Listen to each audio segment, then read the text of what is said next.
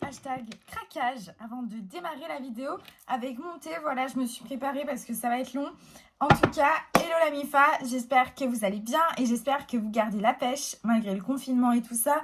Alors ouais, petite séance humour, je sais pas du tout comment commencer cette vidéo parce qu'aujourd'hui, on va parler d'un sujet sensible.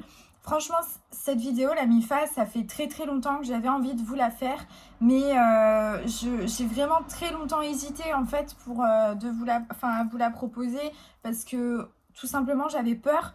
Je vais vous parler, voilà, je suis sûre que je vais à moitié me tirer une balle dans le pied en vous faisant cette vidéo.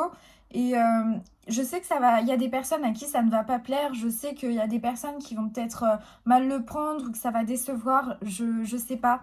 Enfin, je sais, voilà, enfin, tout simplement, mais pour moi, vraiment, le plus important aujourd'hui, c'est de penser aux personnes que cette vidéo va aussi aider. Et voilà, parce qu'en fait, tout simplement, je vais vous parler de mon plus gros combat dans la vie. C'est vraiment, ouais, c'est vraiment mon plus gros combat. Et j'en ai jamais parlé à personne, à part jusqu'à récemment où j'ai commencé à m'ouvrir un petit peu là-dessus. Et aujourd'hui, eh ben, je fête mes 28 ans. Et c'est vraiment le plus gros cadeau que je puisse me faire, c'est de me libérer tout simplement de ce poids qui pèse sur moi, que ce soit au sens figuré comme au sens propre. Et j'espère vraiment, voilà, non seulement cette vidéo, elle est pour moi, un cadeau que je me fais pour me libérer de ça, mais en même temps, c'est un cadeau que je fais pour vous, pour les personnes qui sont comme moi, qui mènent le même combat toutes seules dans leur coin. Je sais qu'on est nombreuses et nombreux. Et voilà, j'espère vraiment que ça va vous aider. Bon, du coup, je vous fais aussi cette vidéo parce qu'aujourd'hui, je voulais vous poster une nouvelle photo avant-après. Mon objectif, c'était de sécher, c'était de perdre 5 kilos en 6 semaines et au final, j'ai pas réussi pour la première fois de ma vie que je me pose un objectif de photo avant-après, de photo résultat et j'y arrive pas. Et c'est à cause du combat que je mène et du coup, je vais vous expliquer pourquoi j'ai pas réussi et vraiment quel est ce combat que je mène depuis des années. Ça va être un sujet qui est très très long. Donc voilà, si vous n'êtes pas concerné par ce sujet mais que vous voulez en savoir plus, voilà, n'hésitez pas à regarder la vidéo et en même temps faire autre chose et tout ça. Après, si vous êtes des personnes qui êtes vraiment concernées par le sujet, je vous invite vraiment à écouter. Et de toute façon, je sais que vous allez le faire parce que quand on est dans cette situation, on cherche n'importe quelle méthode, n'importe quel moyen pour se soigner. Euh, et voilà, donc bon, pas plus de toute façon, c'est dans le titre. Aujourd'hui, on va parler des TCA et je sais que les TCA, il n'y a pas grand monde qui connaît malheureusement. Les TCA, c'est les troubles du comportement alimentaire. Et il en existe différents types. Les plus connus, c'est l'anorexie et la boulimie, mais il y en a plein d'autres sortes, plein d'autres types. Et justement, cette vidéo, c'est vraiment pour témoigner, justement, pour ces personnes-là. N'oubliez personne, voilà, tout simplement. Et du coup, vu que ça va être un sujet qui est hyper complexe et je veux vraiment que cette vidéo, suite à ça, les gens soient plus ouverts par rapport à ce sujet-là. Et du coup, je vais tout simplement vous expliquer les différents types de TCA. On va expliquer, on va voir ensemble du coup les conséquences sur la santé, on va voir les causes, les origines, d'où ça vient. On va voir pourquoi on fait ça. Enfin, moi, je vais vous parler de ma story, je vais vraiment vous parler de mon témoignage, de comment ça se passe pour moi. Et je vais aussi vous parler de mes solutions, notamment mes dernières solutions qui me permettent en fait de sortir de ces crises que je fais. Donc, je vous préviens, je vais lire un petit peu mes notes. C'est pour ça que je ne vais pas forcément tout le temps être focus sur vous. Mais c'est parce qu'en fait, ça fait 2 jours entiers que je prépare ça. Et du coup, je veux pas faire la vidéo et me rendre compte que j'ai oublié des choses. Donc, je vais avoir mes petites notes à côté. Et voilà, j'espère vraiment que ça va vous aider. Je fais juste un disclaimer, un gros disclaimer. C'est que déjà, le but de cette vidéo, ce n'est pas du body shaming. Le but n'est pas de dire aux personnes qui sont grosses qu'il faut maigrir ou qu'il y a des personnes qui sont maigres qui doivent prendre du poids. Enfin, c'est pas ça le but. Le but, c'est pas d'avoir honte de son corps, au contraire. Et l'autre disclaimer, c'est que je ne suis pas médecin, j'ai pas de diplôme en médecine. Moi, mon but aujourd'hui, c'est vraiment de vous partager le fruit de mes recherches et en même temps mon témoignage, mon expérience, mon ressenti. Voilà, tout simplement. Donc maintenant, ben, let's go. Normalement, j'ai rien oublié, c'est terminé pour l'intro. Donc, je vous explique tout ça. Alors du coup c'est parti, on va démarrer avec les différents types de TCA. Donc je vais commencer avec l'anorexie. L'anorexie c'est un des plus connus et en fait c'est la peur de grossir. Voilà, c'est le fait d'être obsédé par le fait de maigrir et là on a un rapport avec la nourriture qui limite va nous dégoûter. C'est plus voilà, ça se traduit par deux choses, soit la personne elle va pas du tout manger ou manger des très très très petites quantités, ou alors la personne va se faire vomir. Voilà, mais en général, t'as pas vraiment du plaisir à manger, c'est plutôt l'inverse, c'est plutôt une source d'angoisse. Ensuite, vous allez avoir la boulimie, et la boulimie, là, c'est toujours lié à la peur de grossir, mais du coup, ce qui va provoquer les crises, c'est la restriction, c'est le fait de s'interdire des aliments qui font que quand vous allez en manger un ou faire une crise ou n'importe quoi, et ben vous allez manger des grosses quantités d'aliments en un seul repas, en une seule prise. C'est une perte totale du contrôle sur ce que vous mangez. C'est de la perte de contrôle, ce n'est pas, vous êtes conscient, mais vous ne pouvez pas le contrôler. Et la boulimie, elle est toujours suivie, une crise de boulimie est toujours suivie par un élément compensatoire, donc soit les vomissements, soit une hyperactivité. Voilà, pour compenser, parce qu'il y a la peur de grossir derrière. Donc il y a toujours cet élément compensatoire avec les crises de boulimie. Ensuite, il y a l'hyperphagie. Autant la boulimie, elle va toucher surtout les femmes, autant l'hyperphagie va toucher autant les hommes que les femmes. L'hyperphagie, c'est beaucoup moins connu et pourtant ça ressemble à la boulimie. Là encore, c'est vraiment une totale perte de contrôle sur ce que vous mangez. Mais là, vous n'allez pas être dans un sentiment de frustration, vous êtes plus à la recherche du plaisir quand vous mangez ces aliments. Et là encore, donc ça va être des crises où vous allez manger en très grosse quantité jusqu'à ce que vous ne puissiez plus rien avaler. Et là, pour le coup, il n'y a pas toujours d'éléments compensatoires derrière. Du coup, les personnes qui souffrent d'hyperphagie vont facilement tomber dans le surpoids, voire l'obésité. Ensuite, il va y avoir l'orthorexie. Donc l'orthorexie, là encore, c'est encore moins connu. Là, au contraire, ce sont des personnes qui sont obsédées par le fait de manger sainement et elles vont absolument ne rien manger d'aliments qui sont, on va dire, malsains, les aliments mauvais pour la santé, type viande rouge, charcuterie, les graisses saturées, alors que les graisses saturées, le corps en a quand même besoin de petites quantités dans l'organisme pour bien fonctionner. Mais là, voilà, ça devient vraiment de l'obsession par rapport à ce qu'elles mangent, ce qu'elles boivent.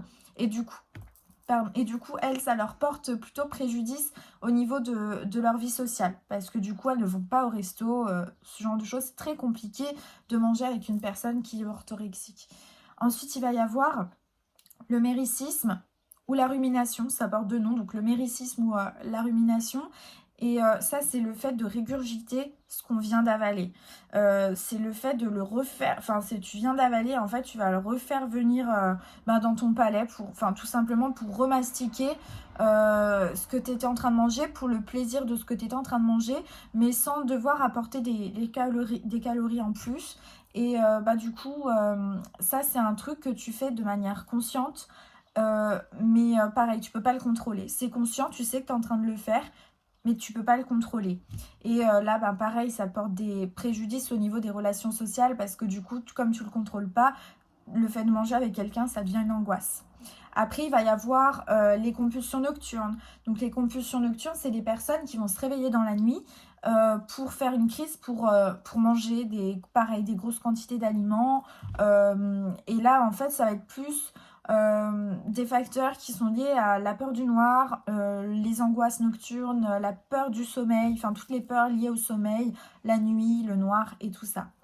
Il va y avoir aussi le pica. Donc le pica, c'est le fait de manger sur le long terme des aliments qui ne sont pas comestibles, du type de la craie, de la terre, du sable, du plastique, ça va être du papier, même des cendres de cigarettes. Ça peut être tout et n'importe quoi. Donc voilà, là encore, c'est conscient, mais tu le contrôles pas. J'ai noté aussi la carpophobie. Et là, la carpophobie, c'est les personnes qui ont tout simplement une aversion, une phobie des fruits. Voilà, donc ça entre aussi. Il y a des personnes qui sont dans ce cas-là. Et tout ça, en fait, ça fait partie des troubles du comportement alimentaire. Les troubles du comportement alimentaire, clairement, l'équipe, c'est une maladie. En fait, on n'y peut rien. Donc, c'est vraiment important d'en prendre conscience et ne pas dénigrer, en fait, chaque TCA en disant le tien, il est moins pire que l'anorexie ou la boulimie. Parce qu'en fait, les personnes qui sont dans ce trouble-là, c'est quelque chose qu'elles ne contrôlent pas. Elles perdent le contrôle d'elles-mêmes et c'est quelque chose qui fait peur. Et quand on vient te dire que ton truc c'est moins pire ou quoi, ou que t'entends dire que ça c'est moins pire, etc., voire même que c'est juste de la gourmandise et un manque de volonté, tu te sens mais ça te fait mal en plein cœur en fait. Et voilà, c'est pour ça aussi cette vidéo aujourd'hui, c'est que je veux vraiment que les gens s'ouvrent l'esprit là-dessus et soient plus conscients, plus au courant. Donc là, du coup, donc au niveau de ces TCA, au final, il y a des choses, enfin, ça a des conséquences. Du coup, tu ne peux pas t'enfiler des sommes astronomiques d'aliments ou manger de la craie, des trucs comme ça, sans que ça ait d'impact en fait sur ton corps et sur ta santé psychologique. Donc là, on va parler de ça justement, les conséquences concrètement. Moi, en faisant mes recherches, je me suis rendu compte qu'il y avait des choses que moi-même je souffrais sans me rendre compte que c'était lié à mes crises. Au niveau des conséquences physiques déjà, vous allez avoir tout ce qui est les troubles gastro-intestinaux, vous allez avoir les vertiges et les maux de tête, vous allez avoir des faiblesses musculaires, des œdèmes, la perte de cheveux, la peau sèche. Moi, j'ai tout le temps la peau qui me tiraille. Vous allez avoir l'hypertrichose. Donc ça, c'est un excès du développement des poils. Vous allez faire de la bradycardie. Donc ça, c'est un ralentissement en fait du rythme cardiaque. Vous allez faire des hypothermies, des hypoglycémies, vous pouvez avoir de l'hypotension, des troubles menstruels, donc voilà, des règles soit totalement absentes, voire des dérèglements. Moi, comme par hasard, en ce moment, c'est ce qui m'arrive. Je mettais ça sur le compte de mes hormones, mais ça fait 1 an que j'ai arrêté la pilule. Normalement, là, les hormones devraient se rééquilibrer, donc voilà, il y a vraiment pas mal de choses comme ça, de l'ostéoporose, des troubles de la vue, de l'acouphène. Donc là, ça va être les bruits, les bourdonnements dans les oreilles. Donc voilà, c'est des listes qui sont non exhaustives, mais voilà, je pense que vous en avez certains aussi, donc ça vous permettra aussi voilà, de peut-être traiter d'autres symptômes que vous avez. Il y a aussi des conséquences psychologiques, hein, forcément, c'est pas anodin ce genre de crise. Donc en fait, vous allez avoir tout ce qui est augmentation de la sensation de faim, l'impression d'avoir tout le temps faim. La baisse de la libido, vous allez avoir des insomnies, être plus apathique. Donc l'apathie, c'est la perte, voire l'absence de motivation, le retrait social, des troubles de la concentration et de la mémoire. Vous allez avoir des troubles de l'image du corps, parce que forcément, vous allez avoir une image de votre corps qui n'est pas la vôtre. De l'anxiété, de la dépression, d'irritabilité, de la colère, baisse de l'estime de soi, forcément. Ça, de toute façon, tout ça, on va y revenir. Enfin, je vais revenir là-dessus par rapport à mon partage d'expérience.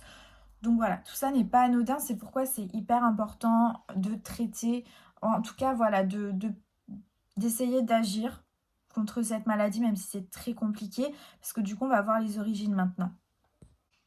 Alors voilà l'équipe, j'ai fait des recherches pour essayer de comprendre d'où viennent les troubles du comportement alimentaire, d'où viennent les TCA, parce qu'au final, ce qui est important quand on a une maladie, n'importe laquelle, c'est pas de juste soigner le symptôme, c'est vraiment d'aller chercher la racine, la cause et aller traiter la cause, parce que si cette cause, cette racine, elle n'est pas traitée, soigner les symptômes, au final, c'est comme mettre un pansement sur une plaie qui est ouverte et qui nécessite des points de suture, ça va pas cicatriser comme ça. Sauf que les origines des TCA, elles sont hyper complexes. C'est très difficile de savoir exactement d'où vient la cause.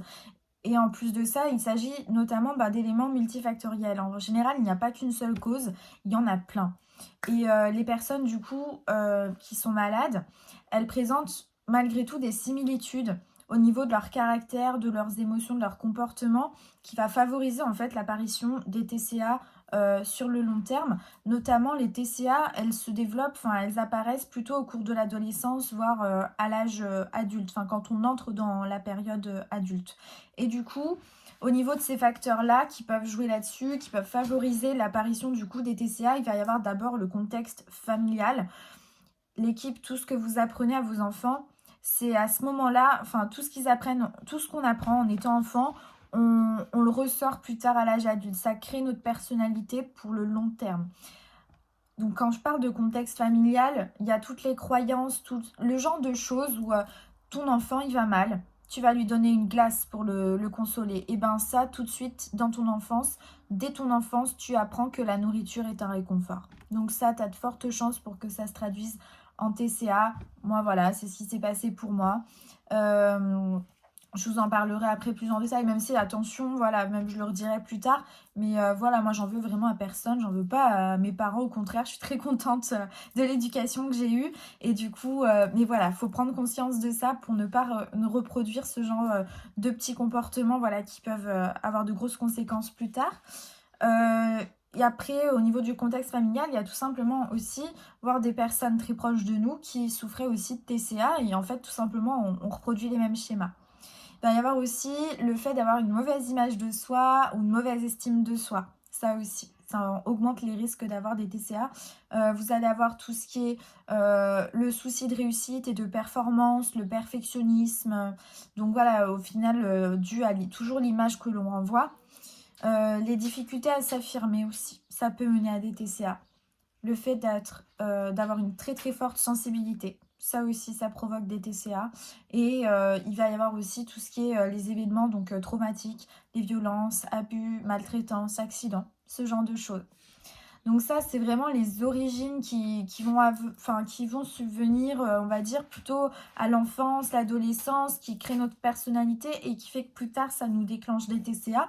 Mais après, une fois qu'on a des TCA, pour ma part, donc moi je vous ai pas encore dit de quel TCA je souffrais, mais voilà, il y a des... En fait, c'est plutôt par crise que ça survient. Et du coup, ben, il y a des moments où tu vas rien avoir et des moments où tu vas faire des crises. Et ces crises, elles tombent pas du ciel. Il y a des éléments déclencheurs des crises. Et pour ça, donc c'est pareil, ça peut être tout, n'importe quoi. Donc là, j'en ai fait une petite liste, mais c'est pareil, ça peut être vraiment tout et n'importe quoi, comme je vous le disais. Déjà, il va y avoir le sentiment de tristesse. Dès que vous êtes triste, vous allez vouloir vous réconforter avec la nourriture. Il va y avoir les situations de stress, que ce soit dans le milieu professionnel ou dans votre vie personnelle, toutes les situations stressantes, angoissantes, etc. Là aussi, vous allez chercher à vous réconforter dans la nourriture.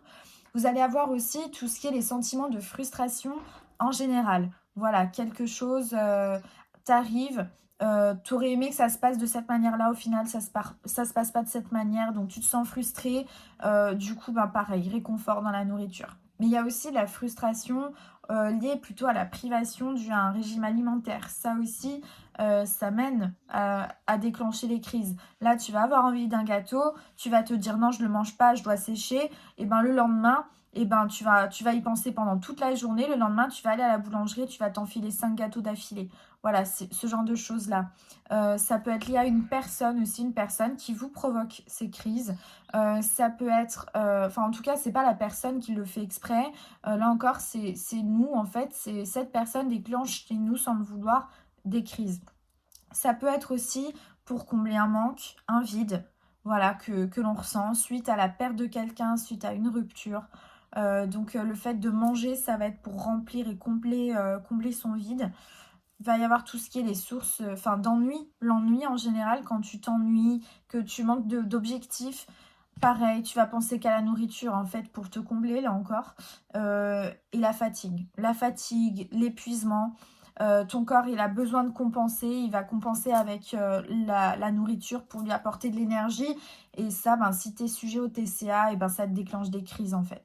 Donc globalement, on entend de plus en plus parler du fait de manger ses émotions.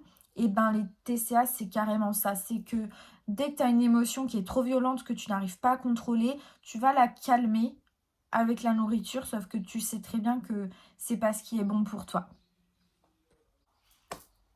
Voilà, donc là on est parti. Là je vais vous parler surtout du coup de ma story, de moi, depuis quand j'ai des TCA, depuis quand je vis avec, depuis quand je le sais.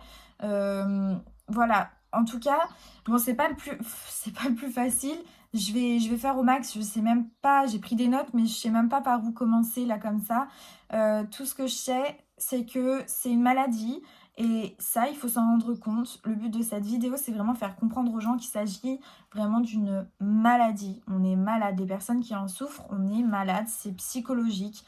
Donc, comme c'est une maladie qui est psychologique, elle se voit pas, donc on va avoir tendance du coup à sous-estimer son importance. Et de toute façon, bah, comme on a peur tout le temps du jugement, du regard des gens, en fait, on n'en parle pas. Toutes les personnes qui souffrent de TCA, elles n'en parlent pas. On a honte en fait. On a peur d'en parler.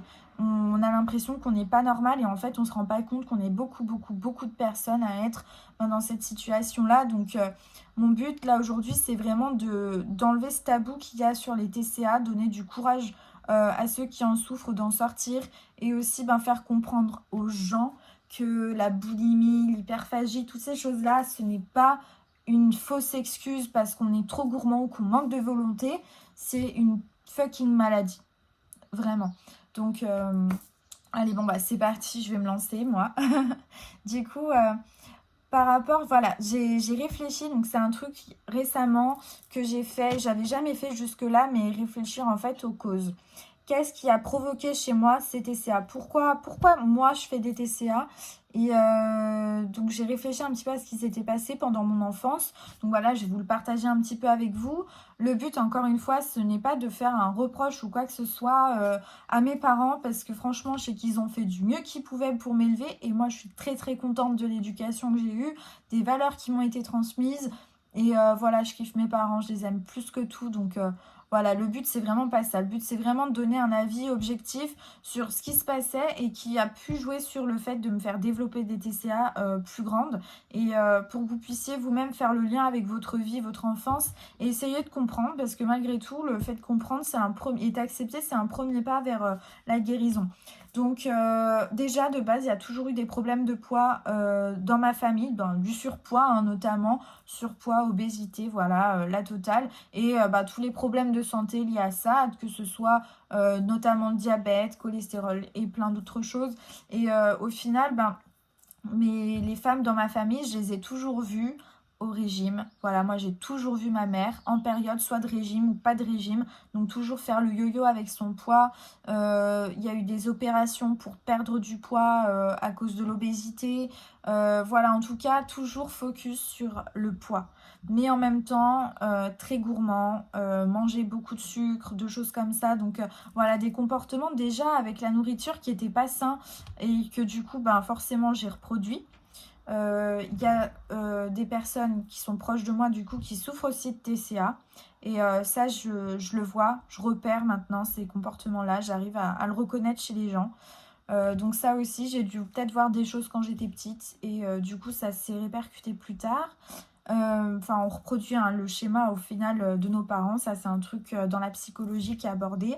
Il y a le fait aussi que moi, je ne faisais pas de vrais repas quand j'étais petite. Je me mettais devant la télé, déjà je mangeais devant la télé, ou enfin en tout cas je grignotais devant la télé et je mangeais mon pot de Nutella à la petite cuillère. Voilà, des choses comme ça. Ou mon pot de glace à Glendas à la petite cuillère devant la télé. Voilà, où je mangeais des gâteaux apéro, je me souviens.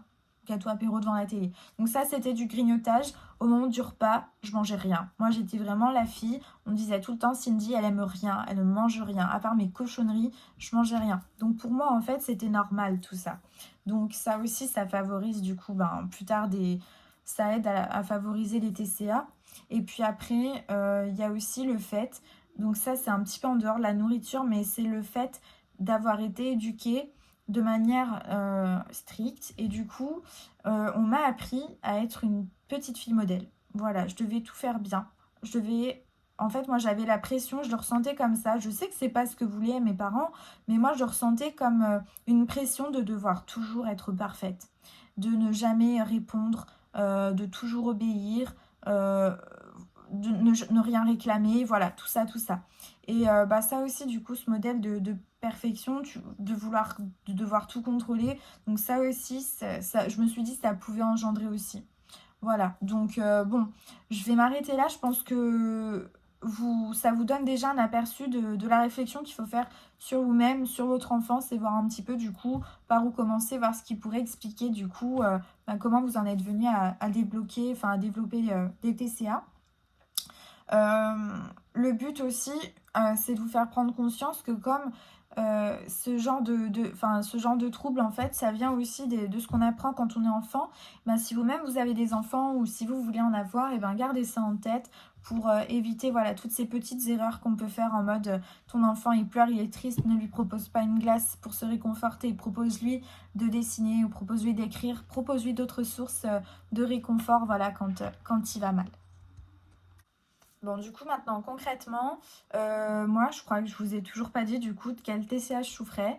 Donc, moi, à la base, c'était de l'hyperphagie que je faisais. L'hyperphagie, donc, moi, c'était tout simplement manger, quand je faisais des crises, c'était manger une grosse quantité de nourriture par plaisir. Voilà, par réconfort, parce que pour moi, la bouffe, c'est un plaisir. Déjà, de base, en règle générale, quand je mange, il faut que je retrouve du plaisir dans ce que je mange. Mais quand je faisais des crises, c'était des crises où vraiment des grosses quantités pour pour me réconforter, pour me consoler. Et en fait, mon hyperphagie a évolué plus tard en boulimie. Voilà. Donc à l'époque, l'hyperphagie, je me préoccupais pas de ma silhouette ou du fait de devoir vomir derrière ou quoi que ce soit.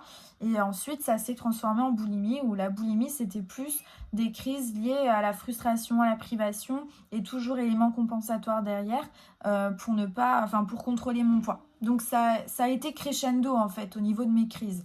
Je ne saurais pas vous dire exactement depuis quand ça a commencé, je dirais depuis, je pense que je faisais déjà les crises d'hyperphagie à l'adolescence. C'est un peu compliqué parce que le cerveau aussi occulte les mauvaises choses et tout dans notre vie. Donc il y a pas mal de souvenirs que je n'ai plus, que j'ai oubliés.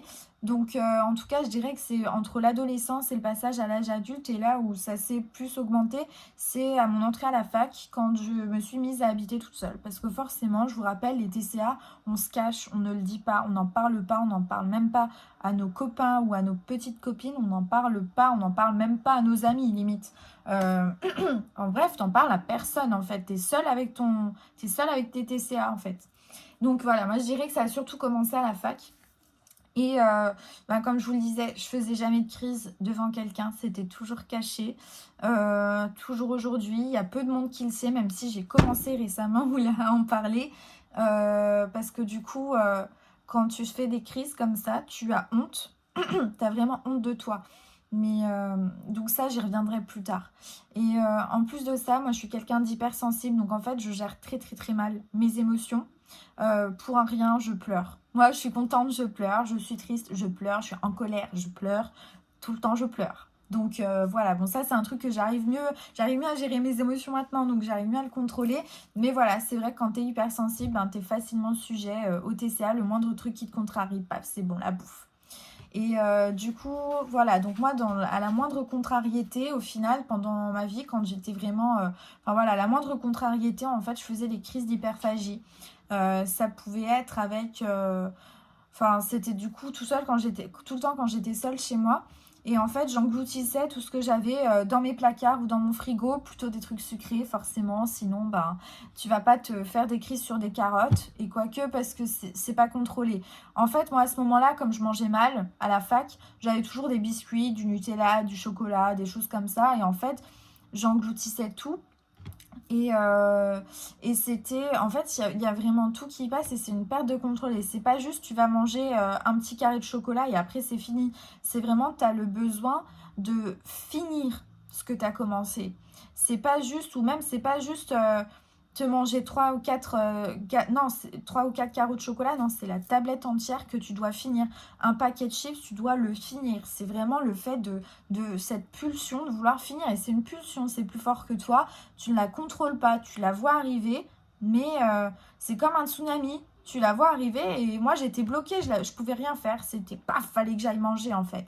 Donc autant, voilà, pour vous décrire un petit peu ce qui se passe dans ma tête, c'est une pulsion. Je suis attirée comme un aimant vers la bouffe. Et en fait, quand je commence à manger, je ne peux pas m'arrêter tant que ce n'est pas terminé. Et j'ai des voix dans ma tête qui me disent de ne pas manger, que c'est de la merde, ne fais pas ça, c'est pas bon pour toi. Mais cette voix, je l'entends, mais je la contrôle pas. Je contrôle pas ce que je fais. Et tant que j'ai pas tout fini, ou alors que j'arrive pas à la limite de mon estomac, en mode là il faut que j'aille vomir parce que j'ai trop mangé, tant que je suis pas à atteindre ma limite au niveau de l'estomac, que j'ai pas tout fini, je ne m'arrête pas de manger. Voilà, c'est des quantités énormes. Et autant, donc là, il y a les crises qui ne sont pas programmées, où ça vient comme ça, donc tu fais avec ce que tu as chez toi. Mais autant, je faisais des crises programmées. S'il se passait un truc dans ma journée qui m'avait pourri ma journée, et ben à l'époque où je mangeais encore de la viande, où j'étais pas encore végétarienne, j'allais chez Quick. Alors ouais, moi voilà, je suis pas la team McDo, je suis la team Quick. Allez savoir pourquoi. Mais j'allais me chercher un Quick et je me prenais un gros menu avec un sandwich en plus ou les cheesy fromage en plus le dessert. Enfin voilà, c'était vraiment la totale en fait. Je me faisais des crises programmées où j'allais exprès dans un supermarché pour aller m'acheter des biscuits parce que j'avais une envie précise du truc que je voulais manger. J'avais une envie précise du truc que je voulais manger pour me consoler. Donc ça peut être les délices caramel pour ceux qui connaissent, là, les sablés au spéculoos avec du caramel, beurre salé et du chocolat. Ça peut être les biscuits Nutella. Là, j'allais en course exprès pour ça parce que je savais que j'allais faire ma crise à la maison. Et c'est là où tu as l'impression que c'est contradictoire parce que tu te dis, la crise, c'est pas contrôlé, tu perds le contrôle, mais tu vas exprès en course, enfin tu vas exprès acheter le truc qui te fait envie. Mais en fait, justement, c'est que c'est là encore, c'est que c'est pas contrôlé, c'est que je suis attirée comme un aimant, il faut que je le fasse. C'est comme ça dans ma tête, il faut que je le fasse. C'est presque si je le fais pas, je vais mourir, quoi. C'est un truc, c'est plus fort que moi. Et pareil, j'ai toujours cette voix, je suis devant le paquet de trucs que je vais acheter, ou je suis devant le magasin, ou je suis devant le Quick, je suis devant le truc. J'ai cette voix qui me dit, mais ne fais pas ça, ça hurle dans ma tête. Et j'y arrive pas en fait. C'est plus fort que moi. J'y vais en fait. Donc voilà, après heureusement, il y a des moments quand même où j'arrive à me contrôler. Il y a peut-être des crises qui sont moins hard que les autres. Et il y a des moments où j'arrive à me contrôler, où juste avant d'entrer dans le magasin, je vais faire demi-tour. Et je vais pas le prendre et je vais pas faire de crise. Il y a des moments où quand même j'arrive à garder le contrôle, heureusement. Pareil, il y a des moments aussi où je sens que je vais commencer une crise, je vais avoir envie d'un carré de chocolat, pas par gourmandise, mais par pulsion. Et là, je le reconnais et je suis assez forte pour ne pas le prendre parce que je sais que ça va pas être juste un carré de chocolat. Je le sais déjà que si je prends ce carré de chocolat, je sais que je vais craquer, je vais me bouffer la tablette et que ça va enchaîner sur une crise. Donc voilà, il y a quand même des moments où j'arrive à garder le contrôle. Comme je vous disais, heureusement. Et en fait, depuis que moi je fais mon programme, enfin que j'avais commencé mon programme bien-être pour perdre du poids et tout ça, il y a 2 ans, je me suis rendu compte, enfin je me suis dit, pour éviter les crises, il faut pas que j'aie de trucs tentants dans mes placards. Donc au final, depuis récemment, depuis notamment le moment où j'ai fait mon challenge sans sucre il y a quelques mois, pendant 3 mois j'ai mangé 0 sucre raffiné ni quoi que ce soit, il n'y avait pas de goût sucré dans mon alimentation, pas de fruits, pas de noix, rien du tout. Il y avait juste ce que je prenais dans ma gamme de nutrition optimisée, c'était tout. Mais voilà, donc j'avais rien chez moi et j'ai gardé cette habitude de ne rien acheter chez moi parce que je me suis dit, si j'ai rien chez moi, je vais pas craquer en fait. Mais en fait, en réalité, comme c'est un truc que tu ne peux pas contrôler, au moment où tu fais une crise, il faut que tu manges quelque chose. Et en fait, je me débrouillais avec ce que j'avais dans les placards. Ça pouvait être tout et n'importe quoi. Ça pouvait être de la macédoine en conserve que j'avais. Ça pouvait être même un pot de miel. Ça peut être tout n'importe quoi. Ça peut être des dragées quand j'ai vraiment rien, comme c'est du sucré que j'ai besoin. Des dragées qui traînaient, ça pouvait être des dragées, des dragées de baptême, vous savez, des trucs que vous gardez comme ça. Ça pouvait être ça, ça peut être tout et n'importe quoi. C'était même aussi mes produits, ma gamme de nutrition, où j'allais me faire des bowl cakes avant de me coucher, des big machins énormes, mais juste pour me caler. Enfin, c'est des trucs, tu cherches tout peut y passer. Il y a tout qui peut y passer. Ou alors un gros plat de pâtes si j'ai que ça. Enfin, même des pâtes, j'en ai plus chez moi. Mais il y a tout qui y passe. Quand t'as rien, et ben tu trouves toujours quelque chose à manger. Voilà, c'est plus fort que moi. Je faisais des crises aussi au restaurant, ça j'en ai pas parlé, mais ça pouvait aussi survenir au resto. Moi de base au restaurant, quand j'y allais, il fallait, enfin pour moi je pouvais pas sortir d'un restaurant sans être sur le point d'exploser. C'est-à-dire que vraiment, quand j'allais au restaurant, il fallait que je mange le plat et le dessert, au moins l'entrée et une entrée si j'avais de la place. Mais il fallait vraiment que je mange et en fait, je sortais. J'étais incapable de sortir d'un restaurant en ayant mangé juste ce qu'il fallait. Je mangeais tout le temps des énormes quantités. Et au point d'être pas bien. Et en fait, c'était vraiment ouais, du gavage, quoi. Et en plus, tu te sens pas bien après. Et en général, je me faisais pas vomir. Je me faisais jamais vomir.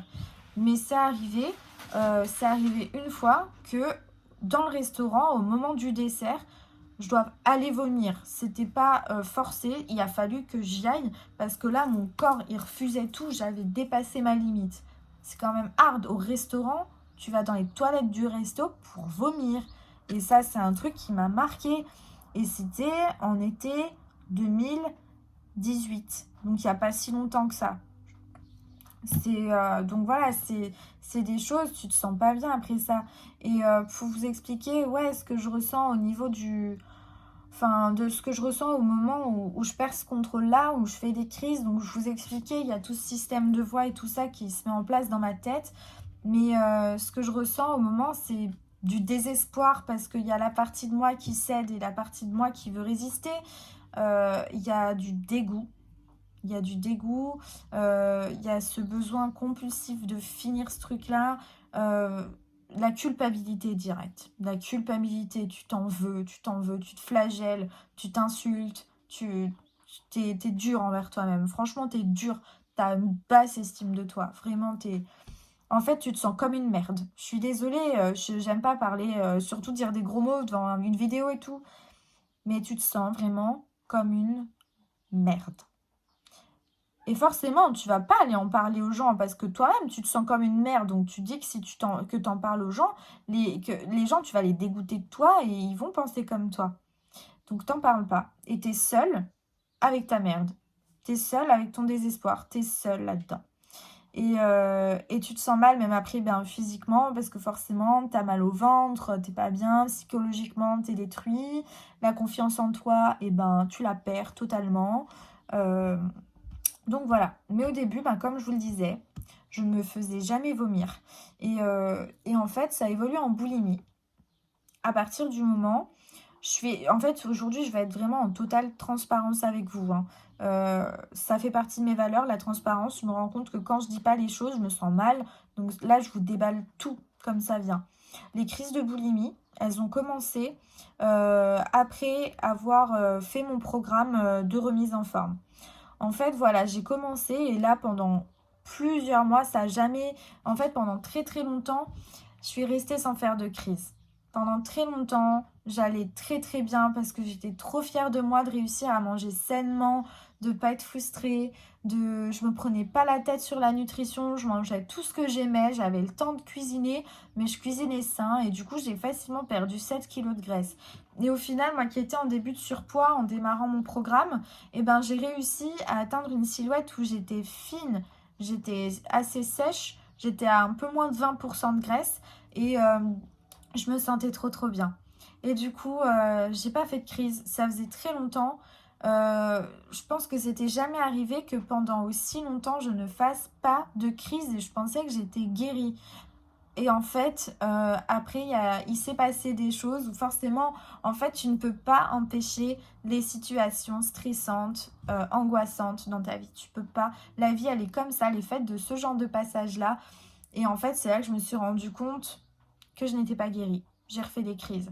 C'est juste que, étant donné que j'avais réussi à avoir enfin une silhouette dans laquelle je me sentais bien, dans laquelle je me sentais bien dans mon corps, et ben quand j'ai vu que je recommençais à faire trop de crises, que je recommençais à prendre du poids, je me suis dit non, je refuse.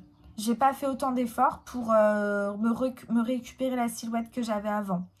Et là, du coup, j'ai commencé à me faire vomir. En sachant que je fais déjà enfin, je fais quand même déjà pas mal de sport et tout avec mon métier. Mais là, c'était carrément, j'allais vomir. Et là où c'est douloureux, enfin, où je me dis quand même ça va loin dans la maladie, c'est que je savais pas comment me faire vomir. C'est que c'est très con, mais je savais pas comment faire.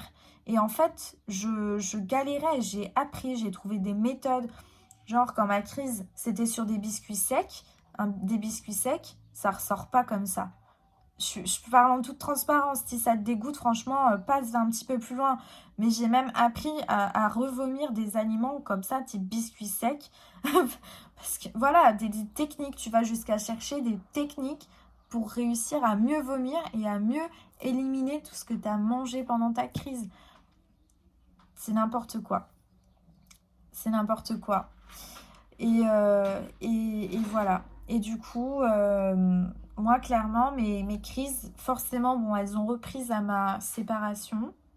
Enfin, un petit peu avant que je me sépare parce que ça n'allait plus, comme dans les couples, voilà, avant de te séparer, ben, ça va plus. Et du coup, ça a recommencé à ce moment-là. Je me cachais, plus ou moins, parce que le coup du restaurant, j'étais avec lui, le coup du restaurant où j'avais vomi. Voilà, donc il le voyait, il se rendait compte. Et c'est peut-être la première fois, je pense, que j'ai commencé à ne plus pouvoir me contrôler, même devant quelqu'un. Et du coup, bah, après, quand je me suis retrouvée seule, c'est là où ça a été... Enfin, il y a eu plusieurs stades. À la séparation, j'ai vécu ça comme une délivrance. Et parce que du coup, je me sentais mal avant la séparation parce que j'étais devenue exécrable avec lui et je m'en voulais parce qu'il ne méritait absolument pas ça. C'est quelqu'un d'absolument bien et pour qui j'ai encore beaucoup d'affection. Et le truc, c'est que je m'en voulais et du coup, ben, ça a été une délivrance. Et les premiers mois après la séparation, donc c'était l'année dernière, en avril 2019. Donc ma séparation, ça a été pile le jour de mon anniversaire. Donc vous voyez, mon anniversaire l'année dernière, je venais de me séparer le jour même. Donc ça n'a pas été un anniversaire des plus fous. Là, aujourd'hui, l'anniversaire, c'est en confinement. Mais bon, ça, je m'en fous. Mais du coup, suite à ça, comme ça a été une délivrance, j'ai pas fait de crise. Puis d'ailleurs, je faisais une colocation avec ma petite Julie que je kiffe trop, voilà, à qui j'ai fait perdre plus de 10 kilos. Donc c'est cool, on était ensemble. La coloc s'est très très bien passée. Et là, j'ai eu vraiment la plus belle shape de ma vie que je kiffe. Voilà, j'aimerais tellement retourner là parce que j'étais sèche, mais j'avais des formes du muscle et tout. J'avais les abdos qui étaient assez bien tracés, dessinés. Parce que j'étais refaite, donc je faisais pas de crise. Mais là encore, pour sécher, j'ai pas voulu le faire de manière progressive, j'ai voulu le faire de manière ultra rapide. Et pour ça, je me suis interdit de manger des aliments que j'aimais. J'ai supprimé les féculents, j'ai supprimé le chocolat, j'ai vraiment supprimé tous les aliments. Je me suis interdit des aliments. Et en fait, quand j'ai atteint mon objectif à peu près et que je me suis remise à manger des aliments que je m'étais interdit, ben la boulimie, frustration, donc là, retrouver du plaisir dans la nourriture alors que j'en trouvais plus, ça m'a fait perdre les pédales complets. Donc au final, ben, j'ai repris du poids derrière. Et c'est pour ça aussi que je vais être transparente, c'est que voilà, moi avec mon métier, je sais bien que mes clients, enfin je dois être au top pour mes clients, pour pouvoir les inspirer, leur donner de la motivation, mais je sais très bien ils voient bien qu'il y a des moments où je suis plus sèche que d'autres, et je veux qu'ils comprennent aussi en fait. Je veux être transparente avec eux, voilà, tout simplement. Et voilà. Donc je vous mettrai des vidéos d'ailleurs du coup des variations de poids que je peux avoir. Ça peut aller jusqu'à plus 4 kilos par rapport à d'habitude. Voilà, je vais avoir des variations comme ça tout au long de l'année. Parce que j'ai du mal à contrôler ces crises et qu'en fait, plus tu as envie de te contrôler parce que tu te mets la pression et plus ça devient difficile de les contrôler. Donc voilà. Ok. Donc ouais, je pense que là, je vous ai fait à peu près voilà, le tour de ma story, de comment c'est venu, de qu'est-ce qui peut les déclencher, Donc voilà, ça peut être un petit peu tout. Donc voilà, je pense que je vous ai à peu près tout dit de ce que je ressentais. J'espère que vous avez pu vous identifier. En tout cas, voilà, je sais que moi je suis quelqu'un, j'aime pas me résigner, ni me lamenter sur mon sort, m'apitoyer, ni quoi que ce soit. Je veux vraiment trouver les solutions. Je suis devenue quelqu'un, j'ai appris à devenir quelqu'un plus centré sur les solutions que sur les problèmes et à vouloir changer les choses. Dont je suis insatisfaite dans ma vie. Et ce truc-là, je vous dis, c'est vraiment mon fucking plus gros combat dans la vie. De me battre là-dessus, c'est mon plus gros démon. C'est un combat contre moi-même, en fait. Et du coup, récemment, voilà, je me suis mise à faire plein de recherches pour savoir comment je pouvais faire, du coup, pour soigner ça, soigner cette maladie. Et il va y avoir des solutions qui vont être plutôt, donc... des solutions plutôt psychologiques, à faire vraiment du développement personnel. Ça va être un travail plus sur le long terme. Et après, bien sûr, enfin, pour éviter justement les crises, en fait, c'est ça le truc. Et j'ai aussi des solutions quand même qui vont être plus mécaniques, que j'ai trouvé des solutions plus mécaniques, plus en mode ponctuel, court terme, pour bloquer une crise qui est en train d'arriver. Voilà, donc comme ça, vous aurez un petit peu les deux. Et d'ailleurs, je vais vous faire une template que vous pourrez télécharger gratuitement avec pas mal d'astuces et tout que j'ai pour répertorier toutes les solutions que je mets en place, tout simplement. Comme ça, vous les aurez sur vous et n'hésitez pas à tester. Parce que moi, ça m'a vraiment, vraiment bien aidé. Ça m'a permis de sortir une crise parce que du coup, ce que je vous ai pas expliqué, c'est la fréquence. C'est que ces crises, en fait, il y a des moments où je vais en faire une ou deux de manière ponctuelle. Je ne vais pas en faire pendant des mois. Et après, je vais en refaire d'abord une ou deux. Et après, ça va être tous les jours, en fait. Et ça va être tous les jours pendant une semaine ou plus. Voilà. Donc, ça fluctue vraiment. Et quand tu es dans ces... Plus t'en fais, et plus c'est difficile de sortir de ces crises où tu les fais tous les jours. Et là, avec le confinement, la solitude, il y a pas mal de choses qui sont passées dans ma vie. Où j'ai eu pas mal de choses à régler d'un seul coup, qui me sont tombées dessus d'un seul coup. Du coup, là, tous les jours, je partais en live. Et c'est parti loin parce que au final, tous les jours, je partais en live et j'arrivais plus à m'en sortir. Et c'était devenu que même les repas où je faisais pas de crise, le moindre aliment que je mangeais, et je me disais, putain, les calories, je devenais folle avec, en fait. Le moindre aliment que je mangeais, j'avais l'impression que c'était le mal, j'étais en train de diaboliser la nourriture. Et voilà, ça a été une crise où j'ai eu vraiment du mal à m'en sortir. Et du coup, là j'ai fait plein de recherches. Là, ça ne peut plus continuer. Et ça m'a fait sortir. Et depuis, là, je suis retournée chez mes parents. Je suis dans une maison, il y a plein de chocolat, il y a plein de tentations, de trucs que je surkiffe et tout, qui sont partout. Et pourtant, je les touche pas. Voilà, et c'est pas par frustration, pas parce que je me l'interdis. C'est au contraire parce que je me le suis autorisé que du coup, inconsciemment, j'en ai pas envie parce que je sais que j'ai le choix. Donc voilà, je vais vous parler de tout ça, de toutes ces solutions qui, moi, m'ont aidée et qui aident vraiment voilà, au quotidien parce qu'il y en a certaines justement, qui me permettaient aussi d'espacer les crises. Voilà, donc je vais vous expliquer tout ça maintenant. Déjà, la première, c'est de prendre conscience. C'est que tu ne peux pas guérir si tu n'es pas consciente ou conscient que c'est une maladie. Voilà, pour guérir, il faut en prendre conscience. Et déjà, une fois que tu as pris conscience, il faut l'accepter. Accepter que c'est un combat que tu vas peut-être devoir mener tout au long de ta vie et apprendre à vivre avec. Moi, en fait, c'est ça que je me dis, c'est que je ne sais pas au final si c'est possible d'en guérir complètement. Si on n'est pas à l'abri d'une récidive ni quoi que ce soit. Mais moi, j'ai juste décidé de l'accepter, que ça pouvait m'arriver et de vivre avec, que ça fait partie de moi.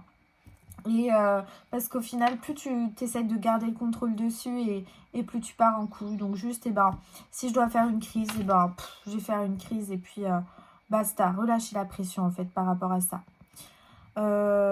J'accepte que du coup, il y ait des périodes où je suis plus ou moins sèche.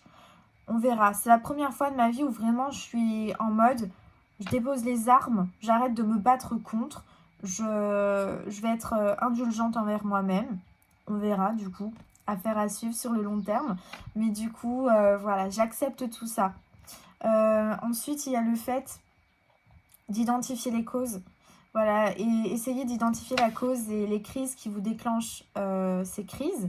Parce que du coup, donc tout ça aussi, ça vous aide à éviter en fait. Quand vous savez à peu près quelles sont les situations qui vous déclenchent vos crises, vous apprenez à les éviter. Voilà, moi je sais que personnellement, il va y avoir donc les situations de gros stress, mais notamment la solitude. Le fait d'être seul, voilà, c'est quelque chose qui pèse sur moi. Je vais chercher à combler le vide en fait par la nourriture. Ça, je pense que c'est un des gros problèmes et un des plus gros facteurs sur moi. Il y a la fatigue aussi. Voilà, notamment. Quand je suis en période très fatiguée, ça peut jouer aussi. Euh, après, voilà, donc il y a la fatigue, comme je vous le disais. Euh, Après, je dirais qu'il y a aussi, donc en fait, c'est tout un lifestyle qu'il faut mettre en place justement pour éviter ces crises. Il y a des activités qui permettent vraiment d'apaiser. Voilà, tout ce qui est yoga, méditation, c'est des choses qui aident à apaiser votre esprit, à reprendre un peu le contrôle de vos émotions. Et ça permet aussi d'espacer les crises, d'en faire moins, parce que vous apprenez à mieux gérer vos émotions. Donc peut-être que là, il y a une situation qui va vous donner un peu de stress, peut-être que là, vous n'allez pas faire de crise alors que il y a quelques temps auparavant, vous auriez fait une crise pour cette situation. Vous voyez, donc voilà, il y a des choses comme ça. Le fait d'avoir un mode de vie sain et actif, ça vraiment, ça m'a aidé. Je vous dis, pendant pendant plusieurs mois, quasiment un an, j'ai pas fait de crise en fait, parce que je me sentais trop bien. Et voilà, le corps et l'esprit, ben, tout est lié. Si vous prenez soin de votre corps, psychologiquement, ça va vous faire du bien aussi. Et comme les crises surviennent surtout dans notre tête, ça aide beaucoup. Ça aide vraiment beaucoup. En sachant que manger sainement, ça ne veut pas dire zéro plaisir. Il faut apprendre à se faire plaisir en mangeant sainement et peut-être trouver son équilibre, son propre équilibre. Moi, j'étais trop dans un mood tout ou rien. C'était soit je m'interdisais tout pour être vraiment focus à fond sur mes objectifs, soit alors je lâchais complètement l'affaire et je partais en vrille avec mes craquages, mes crises, mes trucs comme ça. Trouver un juste milieu avec s'autoriser des choses, enfin ne rien s'interdire. En plus, c'est con parce que c'est ce que je dis à mes clients, ne rien s'interdire. Quand tu as envie de manger un truc, eh ben tu le manges, mais en petite quantité. Et si c'est régulièrement, si c'est que des petites quantités et que tout le reste du temps t'es clean, eh ben ça match en fait. Donc c'est apprendre à trouver cet équilibre et être un peu moins dans les extrêmes parce que moi en l'occurrence, je suis trop comme ça. Il va y avoir, donc, ben voilà, c'est ce que je vous disais, ne rien s'interdire. Voilà, il y a dans le fait de ne rien s'interdire, il y a aussi le fait que, en fait, c'est ce qui m'arrive, en fait, c'est que là, je me suis pas interdit de manger du chocolat, des trucs qui traînent chez mes parents, parce qu'il y en a partout. Et ça me tente par gourmandise, parce que j'aime la bouffe, sans nécessairement vouloir faire de crise. Et au final, comme j'ai décidé d'arrêter de me foutre la pression, j'ai décidé de ne pas m'interdire. J'ai envie de manger un Kinder, et ben je le mange, rien à foutre. Et en fait, je m'attendais pas à ça, mais je me rends compte que je le vois, je vais en avoir envie. Et en fait, je me dis, ouais, j'en ai envie, mais bah non, en fait, j'en ai pas envie. Je le vois, je sais qu'il a un goût que j'aime. Ce serait agréable de le manger, mais en fait, j'en ai pas envie. L'autre jour, ils ont fait une raclette. J'en ai pas mangé parce que j'en avais pas envie. Je voulais manger ma salade. Voilà, donc au final, inconsciemment, quand vous débloquez ce truc-là, quand vous savez que vous ne vous interdisez pas et que vous avez le choix, bah vous faites aussi le choix de ne pas manger le truc, en fait. Vous n'en avez même pas envie, c'est pas de l'interdit. Donc voilà, ça m'aide bien aussi. Il y a une autre chose que je fais aussi maintenant, c'est de manger en conscience. Moi, j'étais quelqu'un, j'adore manger devant la télé. Pour moi, manger, c'est hop, devant la télé, devant un épisode d'une série, un truc comme ça. Et au final, tu te rends pas compte de ce que tu manges. Donc en fait, maintenant, j'arrête. Quand je mange, je ne fais rien d'autre. Je fais pas de réseaux sociaux non plus. Je suis dans mon moment présent, j'apprécie ce que je mange. Et quand je mange, je me visualise en me disant je suis de plus en plus rassasiée. Et ça aussi, ça m'aide. Voilà, à ne pas flancher. Donc ça, je dirais globalement, ce sont mes solutions plutôt à faire au niveau du travail plus psychologique, plus dans le quotidien pour éviter sur le long terme de refaire des crises, pour vraiment les bloquer, enfin les espacer en fait, tout simplement. Après, comme je vous le disais, il y a aussi des solutions mécaniques et immédiates que j'ai trouvées parce que je ne suis pas sortie de ma crise comme ça. C'est que j'ai testé des trucs pour arrêter d'en faire. Parce qu'après, en refaire, ça devient une habitude. Donc, il faut ressortir de cette habitude. Et pour ça, ben, c'est bloquer les premières crises que vous refaites pour ne plus que ce soit une habitude et pour que ça vous passe complètement. Donc déjà, il y a le fait de s'occuper, c'est de trouver des choses à faire. Parce que quand vous êtes en période de crise qui reviennent souvent, bah, vous ne pensez qu'à la bouffe. Ça vous obnubile, vous ne pensez qu'à ça, ça vous obsède. Donc, s'occuper, se trouver un projet. Là, moi, je suis à fond dans mon travail, j'enchaîne mes rendez-vous. J'ai plein de projets sur lesquels je travaille. Et du coup, ça m'occupe l'esprit. Donc, au final, les heures passent et ça arrive l'heure de mon repas. Donc, voilà, j'ai même pas pensé à la bouffe. Donc, pas de crise.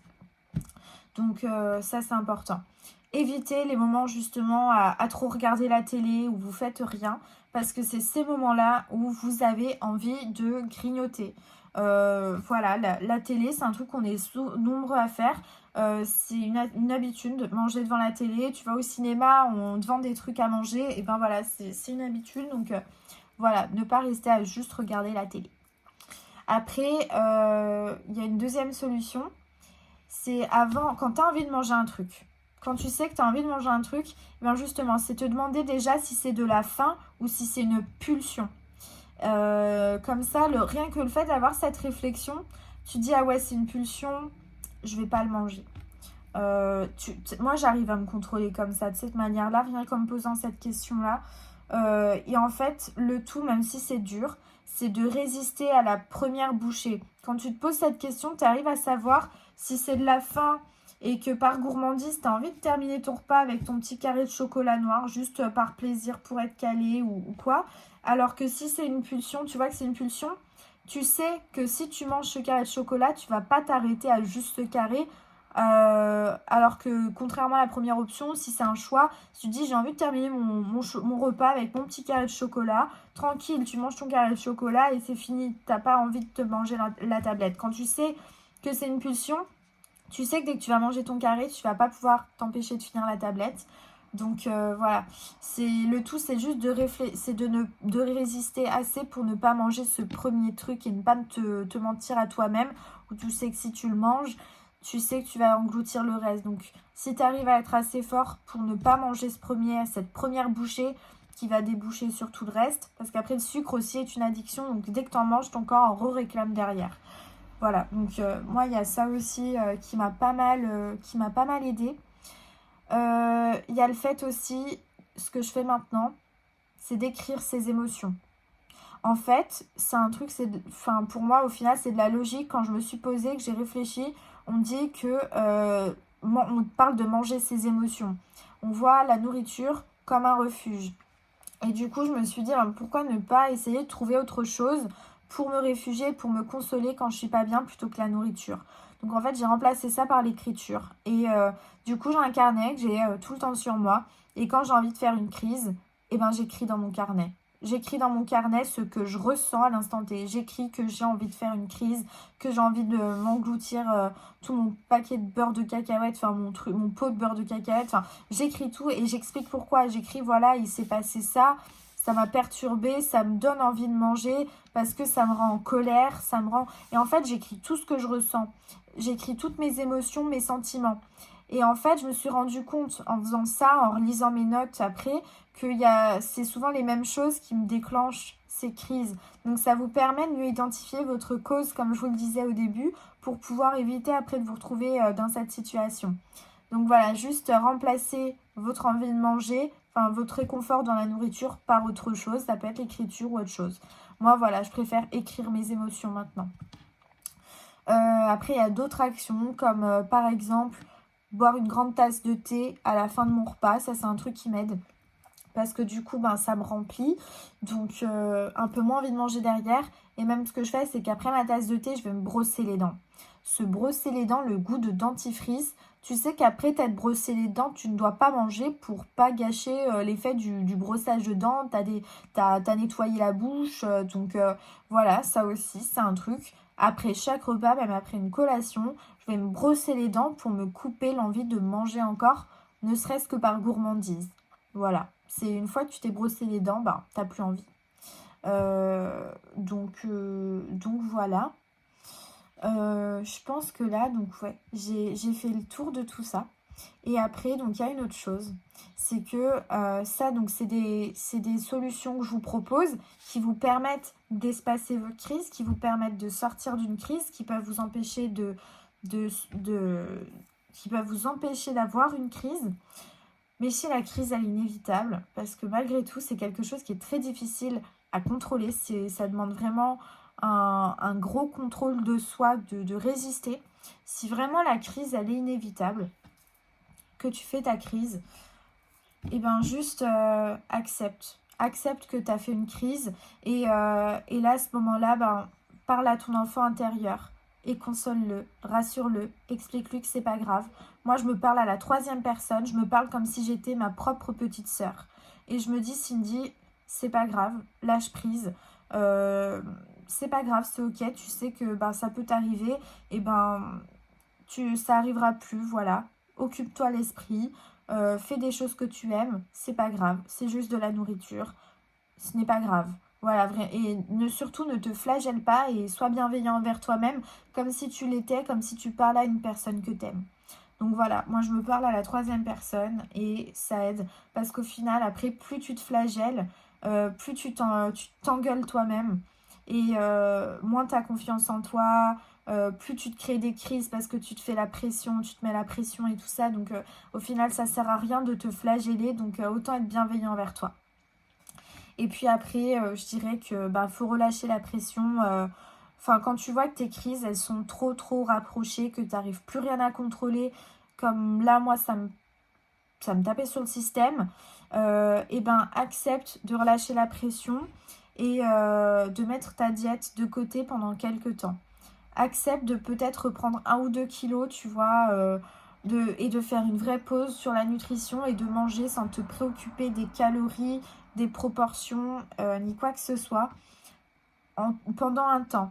Moi, en général, quand je fais ça, c'est ça pendant 2 ou 3 jours, voire une semaine, je vais pas faire attention et après, je vais avoir envie de me prendre, de me refocus sur mes objectifs. Je vais avoir assez remangé, rattrapé le temps perdu des aliments que je me suis interdite de manger, et après, je repars sur des bonnes bases.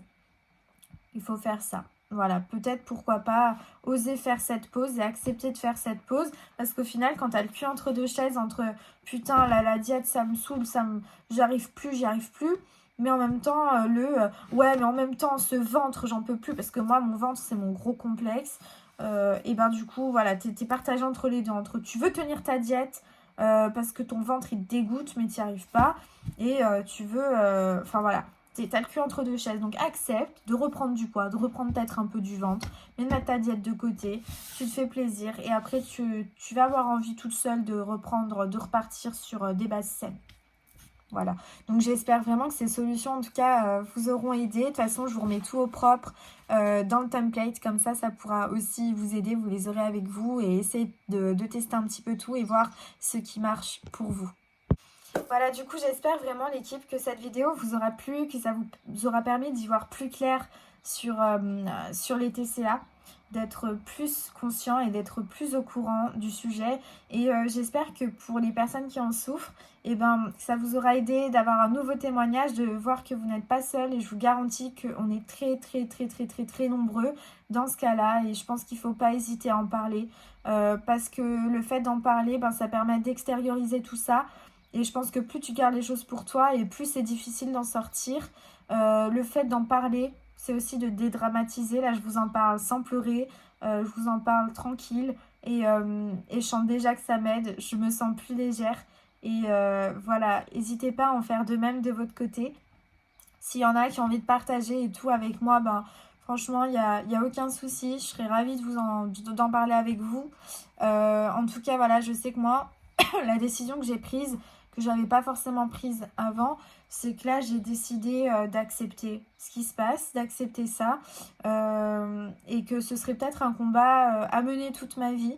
Que peut-être ça reviendra. C'est pas grave. Je veux plus chercher à complètement arrêter tout ça parce que je sais pas si c'est possible et ça me met la pression. Donc, juste j'accepte et je me sens beaucoup mieux comme ça. J'ai décidé aussi de relativiser et de me dire que il y a pire que les TCA dans la vie.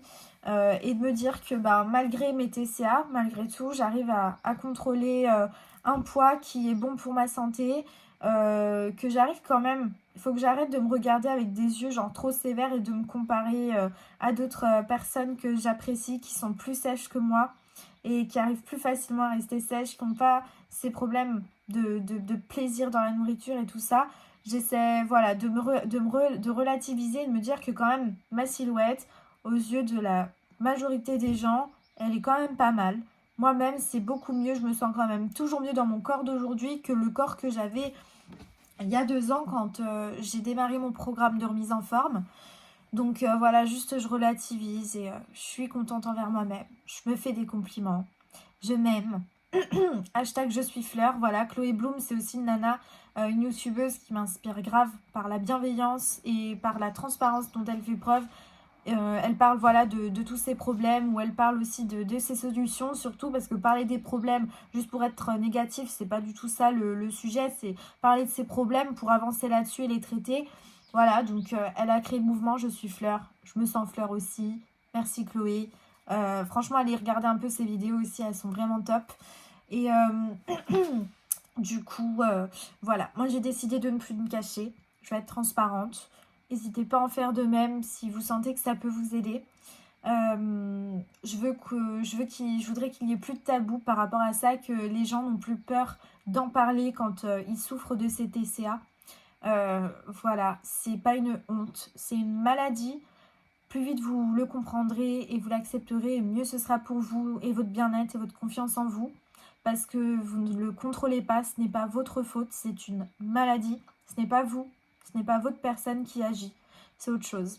Je pense que si, avec l'évolution de notre société, forcément, avec le stress, on a toujours la tête dans le guidon, on ne prend pas assez de temps pour se reconcentrer, se reconnecter à ce qu'on veut vraiment, au naturel, à être zen et tout ça. Et du coup, je pense que c'est vraiment la société nous pousse aussi à développer, en tout cas pousse à développer ce genre de troubles.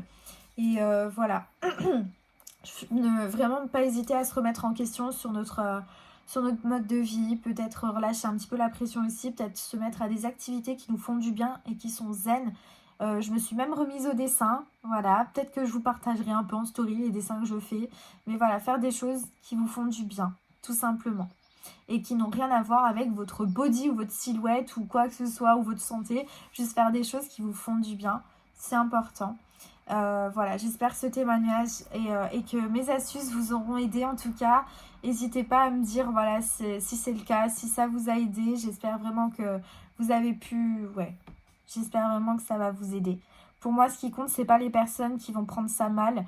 Pour moi, c'est les personnes... Ce qui compte, c'est les personnes à qui je vais redonner de l'espoir et de l'inspiration, de vous dire voilà que vous pouvez quand même être en bonne santé malgré ça, vous pouvez quand même avoir une shape où vous vous sentez bien, voilà, juste ça, et vivre avec. Vous pouvez apprendre à vivre avec, ça ne doit pas vous caractériser, ça fait partie de vous mais ce n'est pas vous, voilà, tout simplement.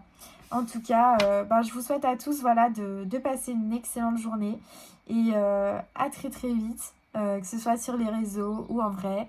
Et voilà, je vous aime beaucoup et big up. Merci à tous ceux qui m'ont souhaité mon anniversaire. Ça fait trop plaisir. Je me sens comblée et absolument pas vide. Donc, merci beaucoup.